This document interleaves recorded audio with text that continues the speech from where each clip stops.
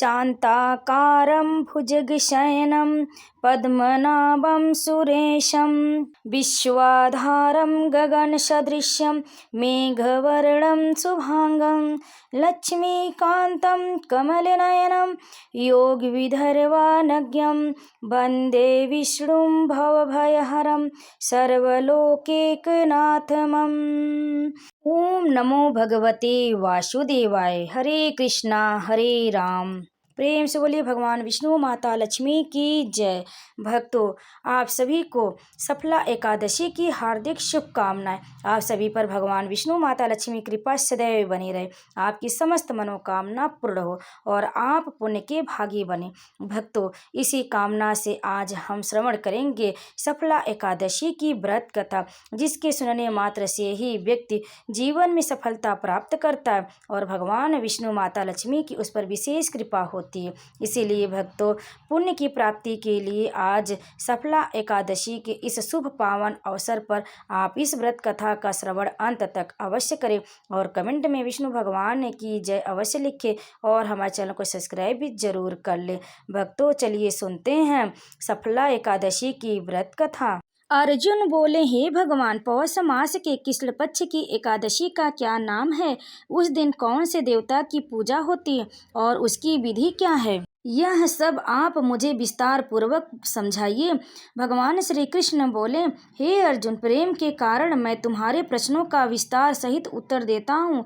अब तुम इस एकादशी व्रत का महात्म्य सुनो। पौष माह के कृष्ण पक्ष की एकादशी का नाम सफला है।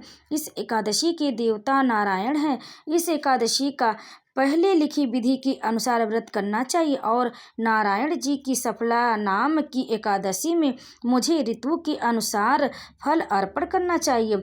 मनुष्य को 5 सहस्र वर्ष तपस्या करने से जिस पुण्य का फल मिलता है, वह पुण्य भक्ति पूर्वक रात्रि जागरण सहित सफला एकादशी का व्रत करने से मिलता है। हे अर्जुन, अब तुम सफला एकादशी की कथा ध्यान पूर्वक सुनो। चंपावती नगरी में एक महिषमान नाम का राजा राज्य करता था। उस राजा के 4 पुत्र थे। उन पुत्रों में सबसे बड़ा लुम्पक राजा नाम का पुत्र महापापी था। वह हमेशा पर स्त्री गमन और वैश्याओं के यहाँ अपने पिता का धन व्यय किया करता था। वह सदैव देवता, ब्राह्मण, वैष्णव आदि की निंदा किया करता था। जब उसके पिता को अपने बड़े पुत्र के बारे में ऐसे समाचार ज्ञात हुए, तब उसने उसको अपने राज्य से निकाल दिया। जब लुम्पक सबके द्वारा त्याग दिया गया, तब वह सोचने लगा कि अब मैं क्या करूं, कहाँ जाऊं। अंत में उसने रात्रि को पिता की नगरी में चोरी करने की ठानी। वह दिन में बाहर रहने लगा और रात को अपने पिता की नगरी में जाकर चोरी तथा अन्य बुरे कर्म करने लगा। रात्रि में वह जाकर नगर के निवासियों को मारता तथा कष्ट देता। कुछ ही दिनों में उसने संपूर्ण नगरी को समाप्त कर दिया। प्रातः उसने पहरेदार पकड़ने पर भी राजा के भय से उसे छोड़ देते थे। जिस वन में वह रहता था, वह भगवान को बहुत प्रिय था। उस वन में एक बहुत पुराना पीपल का वृक्ष था तथा उस वन को सब लोग देवताओं का क्रीड़ा स्थल मानते थे। इस जंगल में पीपल के वृक्ष के नीचे महापापी लुम्पक रहा करता था। कुछ दिनों के बाद पौष माह के कृष्ण पक्ष की दशमी के दिन वह वस्त्रहीन होने के कारण शीत के मारे मूर्छित हो गया। शीत के कारण वह रात्रि को न सो सका और उसके हाथ पैर जकड़ गए। उस दिन उसकी वह रात्रि बड़ी कठिनता से बीती, परंतु सूर्य नारायण के उदय होने पर भी उसकी मूर्छा न गई। सफला एकादशी के मध्याह्न तक वह दुराचारी मूर्छित ही पड़ा रहा। जब सूर्य की गर्मी से उसे कुछ गर्मी मिली, तब उसे होश आया और अपने स्थान से उठकर गिरते पड़ते वन में भोजन की खोज में चल पड़ा। उस दिन वह जीवों को मारने में असमर्थ था, इसलिए जमीन पर गिरे हुए फलों को लेकर पीपल वृक्ष के नीचे आया। तब तक सूर्य भगवान अस्ताचल को प्रस्थान कर गए। उसने उन फलों को पीपल की जड़ के पास रख दिया और कहने लगा कि हे भगवान, इन फलों से आप ही तृप्त हुए। ऐसा कहकर वह रोने लगा और रात्रि में उसे नींद न आई। उस महापापी के इस व्रत तथा रात्रि जागरण से भगवान प्रसन्न हो गए और उसके समस्त पाप नष्ट हो गए। प्रातः काल होते ही एक दिव्य रथ अनेकों सुंदर वस्तुओं से सजा हुआ आया और उसके सामने खड़ा हो गया। इसी समय आकाशवाणी हुई कि हे राजपुत्र, भगवान नारायण के प्रभाव से तेरे समस्त पाप नष्ट हो गए। अब तू अपने पिता के पास जाकर राज्य प्राप्त कर। लोमपक ने जब ऐसी आकाशवाणी सुनी तो वह अत्यंत प्रसन्न हुआ और बोला, हे भगवान, आपकी जय हो। ऐसा कहता हुआ वह सुंदर वस्त्रों को धारण करने लगा और अपने पिता के पास गया। उसने संपूर्ण कथा कह सुनाई और पिता ने उसको अपना राज्य सौंप कर वन का रास्ता लिया। अब लोमपक शास्त्रानुसार राज्य करने लगा। उसके स्त्री पुत्र आदि भी नारायण के परम भक्त बन गए।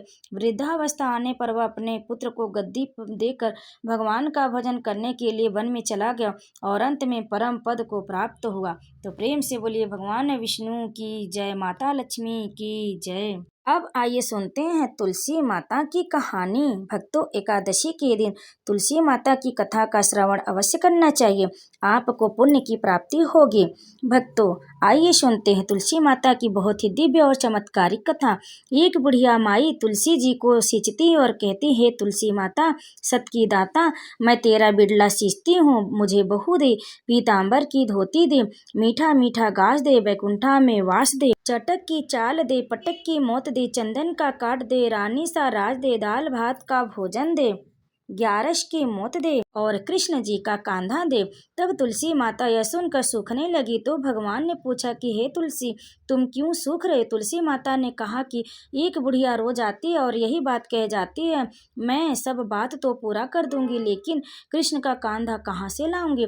तो भगवान बोले, जब वह मरेगी तो मैं अपने आप कांधा दे आऊँगा, तो बुढ़िया माई से कह देना।